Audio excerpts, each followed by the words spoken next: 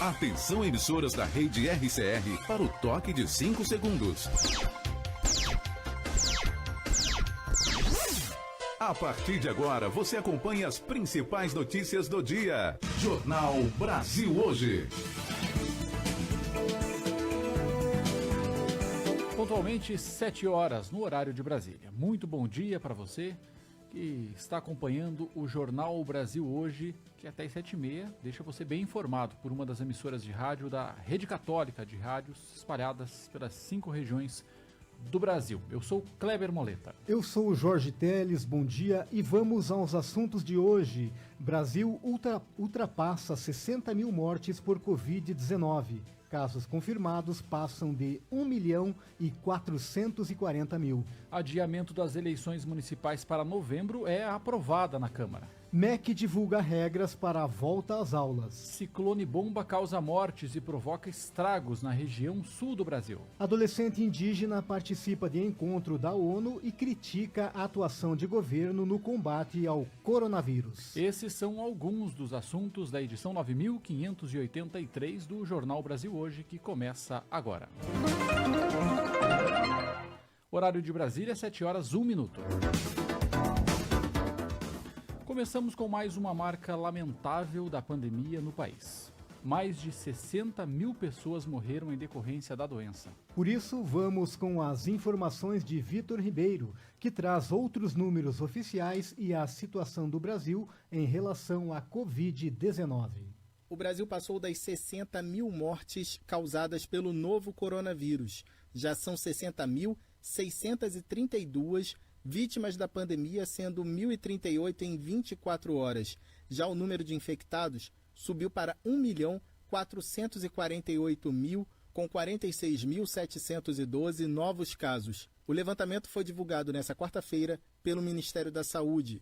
De acordo com o Ministério, o Brasil passou as últimas 5 semanas no topo do ranking mundial diário de novas notificações e de novas mortes. Agora, com 800 novos casos a mais, os Estados Unidos voltaram a ter o maior número de infectados, mas ainda somos líderes nos registros de novas mortes por dia. O balanço semanal divulgado pelo Ministério da Saúde indica que tanto os casos confirmados quanto o número de mortes continuam subindo em todas as regiões do país.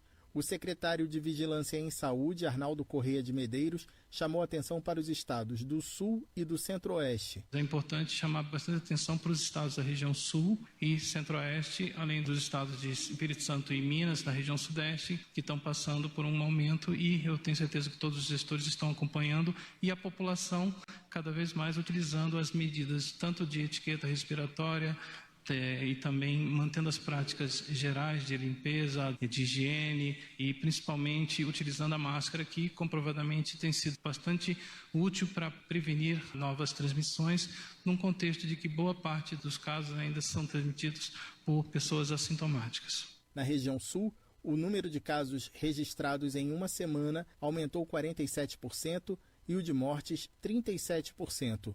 No Centro-Oeste foram 9% a mais de infectados e 36% a mais de mortos de uma semana para outra.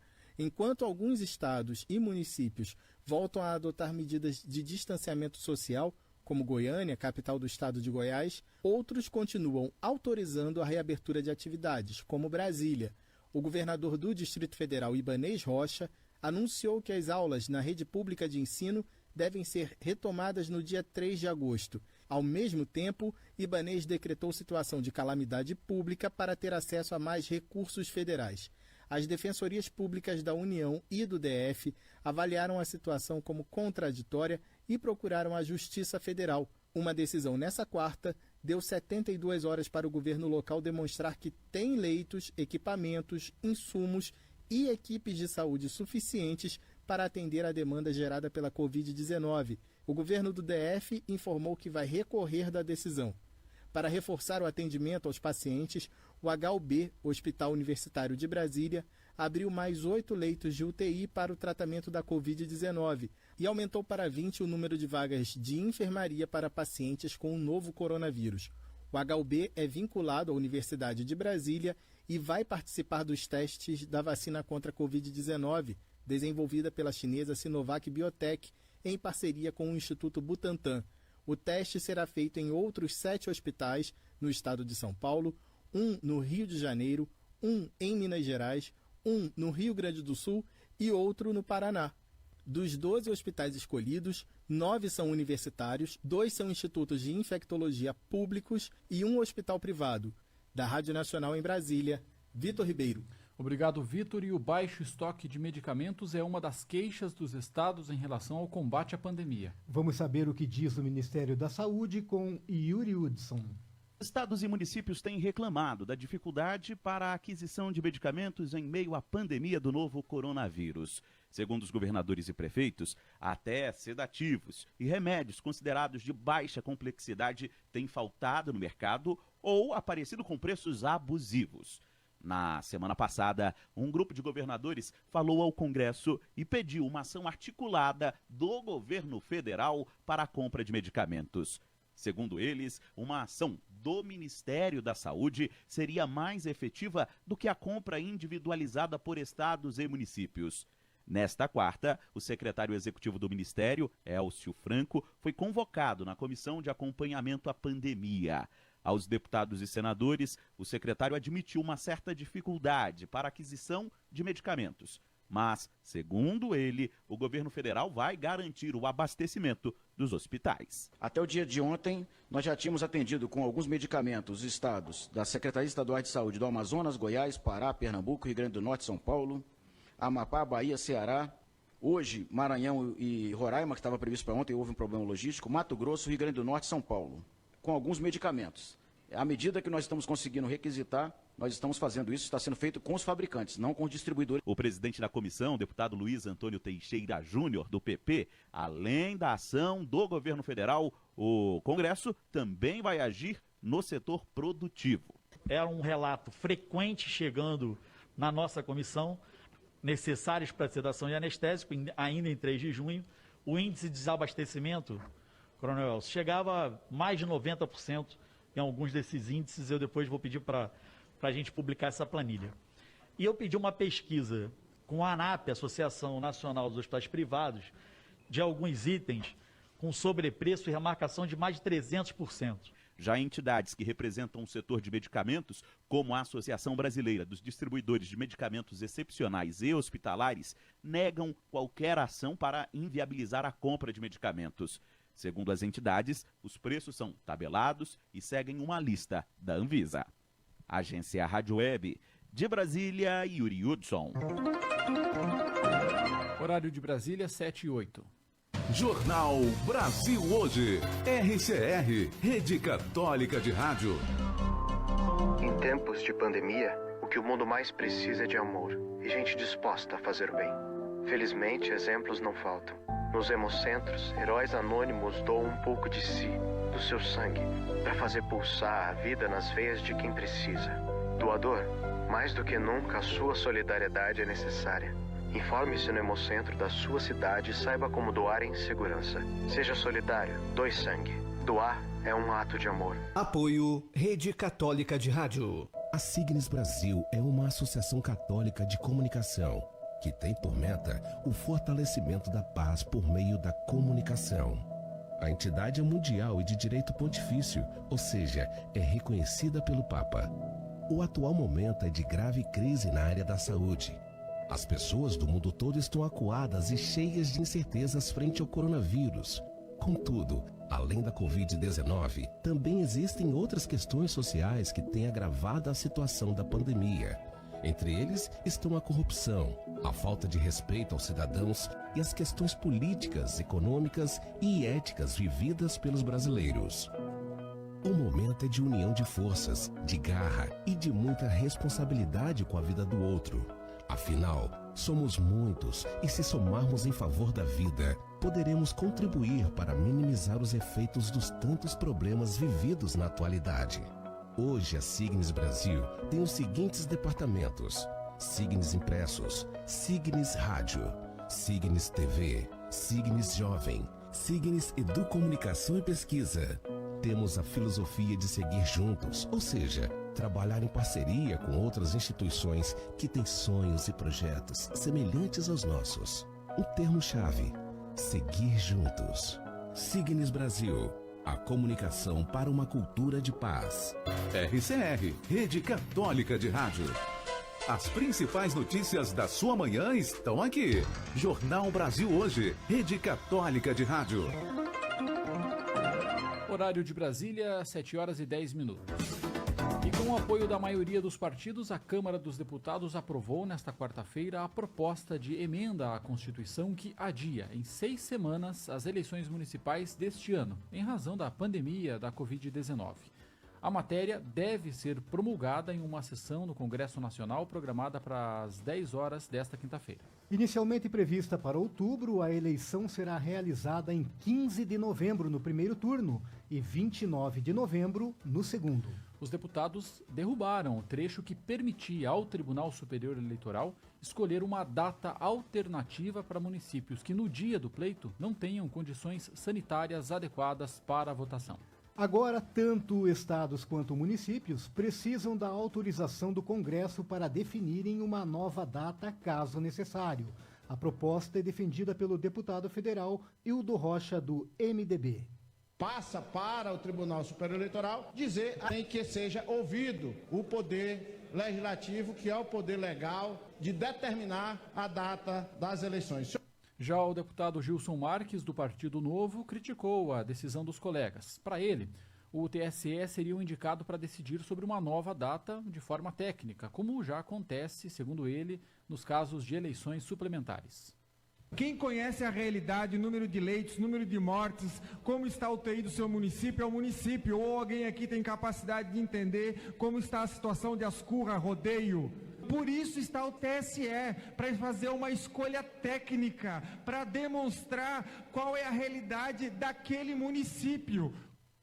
E entregadores de aplicativos paralisaram as entregas nesta quarta-feira e pediram a solidariedade da sociedade. Os entregadores reivindicam o fim dos bloqueios e desligamentos, querem também o fim do sistema de pontuação do aplicativo, um seguro para roubo ou acidente e ainda maior distribuição de equipamentos de proteção individual. E o Senado pode analisar uma proposta que cria uma lei geral de proteção para estes profissionais. Horário de Brasília, 7 horas 12 minutos. Jornal Brasil Hoje. RCR, Rede Católica de Rádio.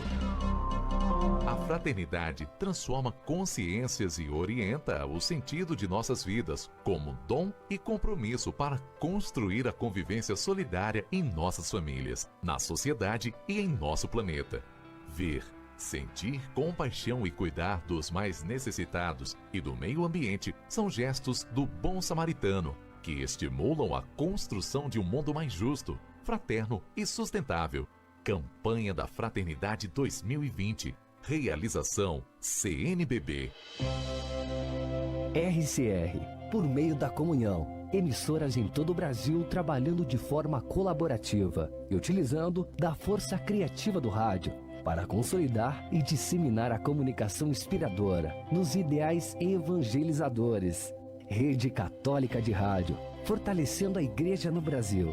Junte-se a nós. Acesse rcr.org.br.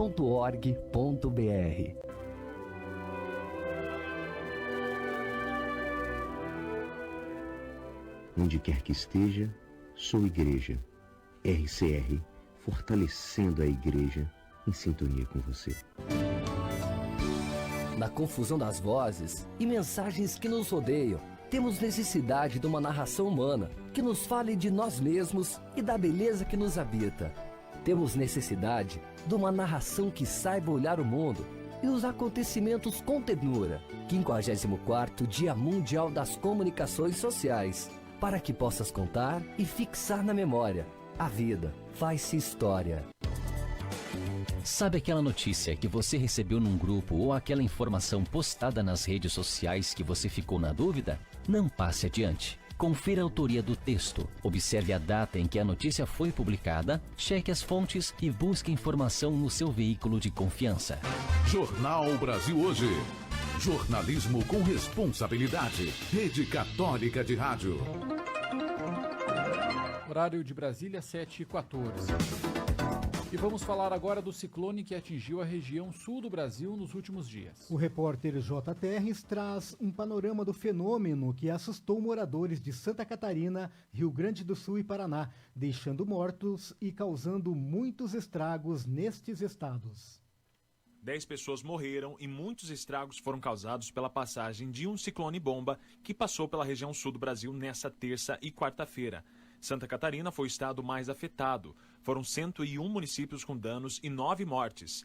Os ventos chegaram a 134 km por hora na terça-feira. Toda essa força da natureza destelhou casas, derrubou árvores e colapsou estruturas, como um galpão que desabou em Tijucas. 3 pessoas morreram atingidas pelos escombros. O chefe da Defesa Civil Estadual, João Batista Cordeiro Júnior, disse que após o atendimento inicial de emergência, o trabalho será de levantamento mais detalhados nas demandas. Nós temos uma série de equipes das defesas civis dos municípios, apoiadas pelas coordenadorias de defesa civil do Estado, fazendo um levantamento. O primeiro momento foi, então, a distribuição de lonas. Agora a gente tem que fazer esse levantamento também com o apoio das secretarias municipais de assistência social para ter informação quantas telhas serão necessárias para distribuição em todas as cidades catarinenses que foram afetadas e que tenham uma situação de emergência decretada, quantas cestas básicas serão necessárias, os kits para higiene pessoal, kits para limpeza, então, das residências. Todas as estruturas de Estado estão voltadas para essa situação agora. No Rio Grande do Sul, a rodovia que liga Porto Alegre à Serra Gaúcha ficou fechada depois que parte da pista se rompeu. Outras rodovias também tiveram bloqueios nas regiões de General Câmara e Erechim. Segundo a Defesa Civil, cerca de 1.000 pessoas ficaram desalojadas no estado gaúcho. O Paraná foi o estado menos afetado, mas também sofreu alguns estragos em função do ciclone. 54 municípios foram atingidos. As rajadas de vento chegaram a 120 km por hora, acompanhado de chuva e granizo. 189 pessoas ficaram desalojadas e outras 12 desabrigadas. O estado não registrou mortes em decorrência do ciclone. De Guarapuava, no Paraná, J. Terres para o Jornal Brasil Hoje. E de Santa Catarina, Joaquim Lacerda nos traz mais detalhes sobre a passagem do ciclone pelo estado. Cerca de 1.300 funcionários da Celesc trabalham para restabelecer a distribuição de energia para unidades consumidoras que ficaram sem luz no estado de Santa Catarina. O ciclone extratropical provocou o maior registro de danos na rede elétrica da história, deixando mais de 1.500.000 unidades consumidoras sem luz em todo o estado. A tempestade passou por todas as regiões, deixando destruição. De acordo com a Defesa Civil do Estado, foram registrados estragos até agora em 83 municípios catarinenses. O rastro do ciclone bomba em Santa Catarina deixou 9 pessoas mortas e uma que ainda se encontra desaparecida na cidade de Brusque. No litoral norte, de acordo com a Defesa Civil, em Itajaí, a cidade teve quase 100 ocorrências registradas. Em Balneário Camboriú, a chegada de ventos com velocidade superior a 90 km por hora provocou queda de janelas de prédios, painéis caíram sobre a rede elétrica, árvores foram arrancadas e objetos voaram de prédios em construção, atingindo carros e outros locais. As comunicações de internet e telefonia, bem como muitas emissoras de rádio e TV, ficaram sem transmitir durante toda a quarta-feira e algumas ainda não conseguiram restabelecer suas atividades. 2 trabalhadores que faziam manutenção em um prédio localizado próximo à Avenida Atlântica, no centro de Balneário Camboriú, passaram momentos de terror durante a tempestade. Eles foram pegos de surpresa e ficaram pendurados no andaime. Com o vendaval, o andaime não parou no lugar. Felizmente, eles quebraram a janela do apartamento na altura em que estavam e, em meio ao vento e à chuva, conseguiram entrar e ficaram a salvos. A moradora de um prédio vizinho que registrou a ocorrência e postou nas redes sociais foi quem também chamou os bombeiros. Da rádio Divinoleiro FM de Balneário Camboriú, Santa Catarina, Joaquim Lacerda para a RCR. Obrigado, Joaquim Lacerda, e vamos falar sobre a volta às aulas presenciais no país. O Ministério da Educação lançou ontem um protocolo de biossegurança para retorno às aulas nas 69 universidades e 41 institutos federais do país. Informações com Rodrigo Santos. O Ministério da Educação anunciou diretrizes para a volta às aulas presenciais. O texto prevê um distanciamento de ao menos 1,5 metro entre cada aluno.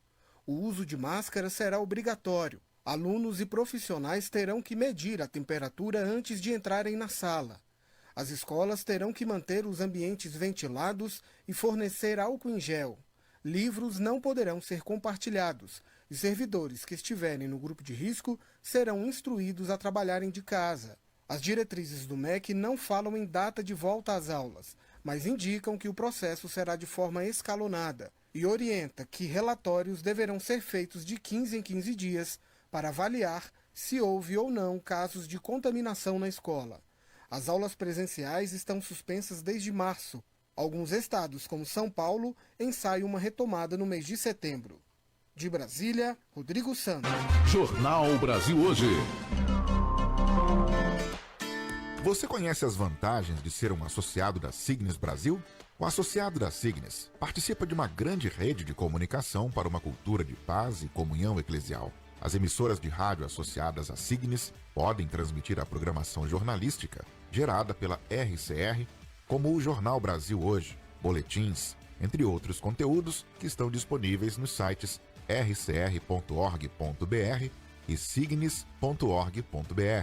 Os associados também têm contrato de streaming e plataforma de site com preços diferenciados, entre outras vantagens. Seja um associado da Signes Brasil, a Associação Católica de Comunicação, entidade reconhecida pela CNBB, filiada à Signes Mundial e Signes América Latina e Caribe. Signes, Associação Católica de Comunicação, animando e congregando profissionais e meios de comunicação católicos e de inspiração cristã do Brasil. Saiba mais em signes.org.br. Fidelidade aos valores do Evangelho, respeito à vida e à dignidade humana, postura ética nas práticas religiosas, contribuição com a educação, cultura e cidadania, espírito de solidariedade, comunhão e partilha, inovação tecnológica, responsabilidade socioambiental. Estes são os nossos valores. RCR, fortalecendo a Igreja no Brasil através das ondas do rádio. Sabe aquela notícia que você recebeu num grupo ou aquela informação postada nas redes sociais que você ficou na dúvida? Não passe adiante. Confira a autoria do texto, observe a data em que a notícia foi publicada, cheque as fontes e busque informação no seu veículo de confiança.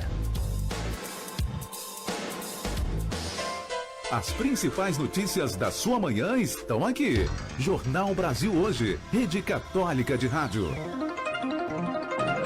Horário de Brasília, 7h23. E um adolescente indígena do Brasil chamou a atenção nesta quarta-feira ao participar por videoconferência do encontro da ONU. A Adiespésia tem informações. Proteger o direito das crianças indígenas é garantir a demarcação dos territórios. Este foi o tom do discurso do jovem Guarani Kaiowá nesta quarta-feira, 1º de julho, durante o painel anual sobre os direitos da criança do Conselho de Direitos Humanos da Organização das Nações Unidas, a ONU. O jovem indígena Guarani Kaiowá, Roger Ferreira Alegre, participou por videoconferência e destacou a vulnerabilidade em que os povos indígenas, sobretudo as crianças e jovens, estão submetidos no Brasil. Para ele, a primeira medida para proteger os direitos das crianças indígenas é garantir a demarcação dos territórios. Para as niñas indígenas, a proteção do território é a forma de garantir nosso estilo de vida tradicional e sobrevivência, nosso desenvolvimento como ser humano e do exercício de todos os nossos direitos humanos.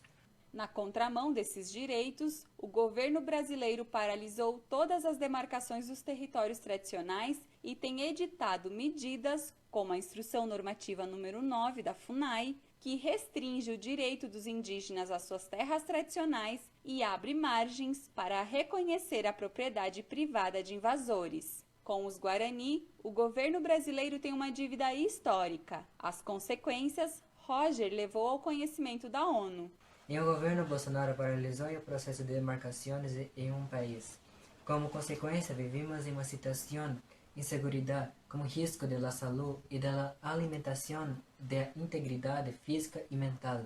Nossos niños sofrem taxas de nutrição elevada. Em ano passado, 15 niños entre 6 e 9 anos que desarrollavam em uma escola indígena em la aldeia Gurarocá foram contaminados por uma nube de agrotóxico, causando-lhes vários danos em sua saúde.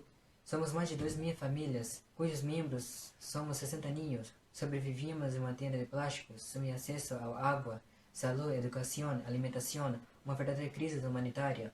A não demarcação dos territórios tradicionais expõe os povos indígenas à violência de todos os aspectos. Diante da pandemia da Covid-19, a situação é agravada e eleva o risco eminente de genocídio dos povos. A Articulação dos Povos Indígenas do Brasil, a APIB, neste início de mês, registrou a contaminação pelo vírus de quase 10.000 indígenas. 405 perderam a vida. A pandemia atinge de forma brusca os povos que não têm seus territórios demarcados, como alerta o jovem Guarani Kaiowá.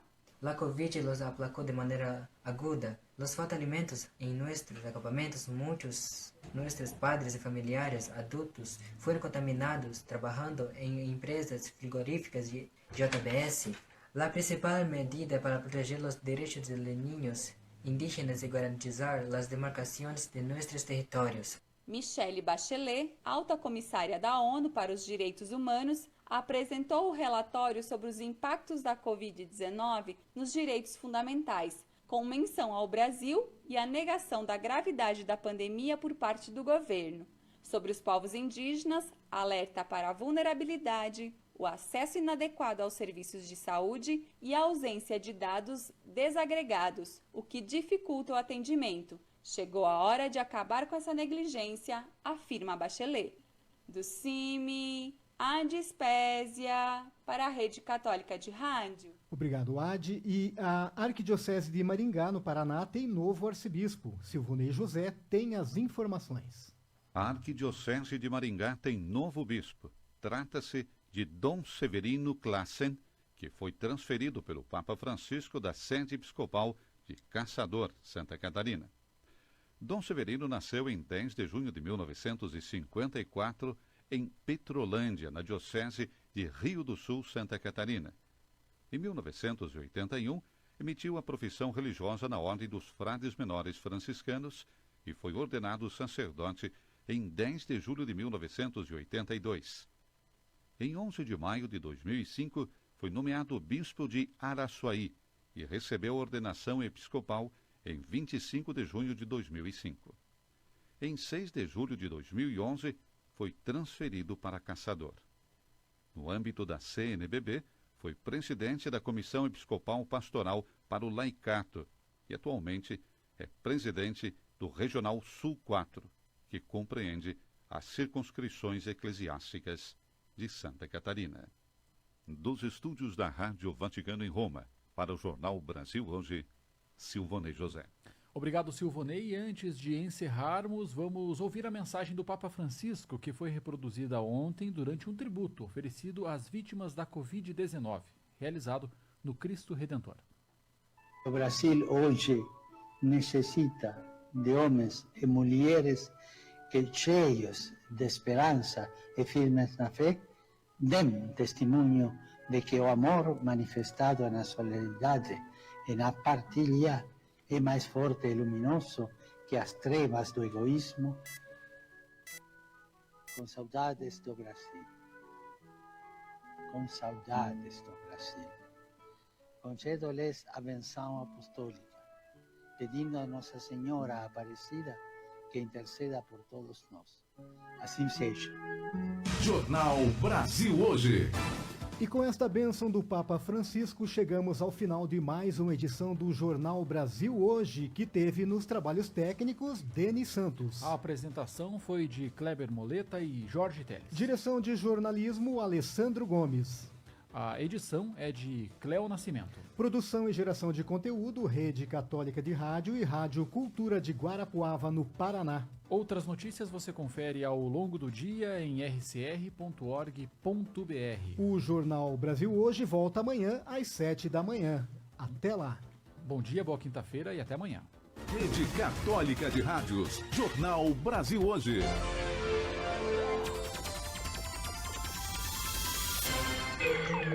A Rádio Cultura caminha para os seus 50 anos no ar. Janeiro de 1971 foi quando a emissora começou a transmitir